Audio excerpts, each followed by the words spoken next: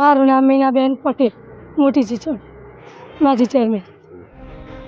આમ તો ભાઈ વડદાર 3-4 વર્ષથી છે, પણ કોઈ પણ મામલો હોય સાહેબ તો અત્યારે લોકો દૂધ ઉપર જીવતો હોય છે, અને આ દૂધનું આટલું વિતરણ મોટા પાયે લોકોને તબેલા હોય અને દૂધ રેડી દેવું, આપવું નહીં, બીજી ડેરીને ભરાવું નહીં, તો પાછું એનો મામલો હોય તો એ રીતે સંગઠન કરવું જોઈએ.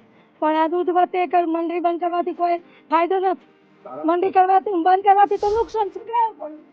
ગ્રાહકોને ફાયદો થાય એવું કરવું સારું. કેમ કે નફા માટે એના સભાસદો બનાવવા માટે તો એવા વસ્તુ હોય કાયદાથી લડવી જોઈએ. પણ તારું મારવાથી તો થોડું સોલ્યુશન થવાનું છે. અરવલ્લી જિલ્લાના મોડાસા તાલુકાના મોટી ચીચોના ગામની અંદર દૂધ મંડળીની અંદર ભાવફેર બાબત સામાન્ય અરજી બાબત અરજી આપવા આવેલા સભાસદોની અરજી ન સ્વીકારતો ઉગ્ર સ્વરૂપ થતો દૂધ બંધ કરેલ છે.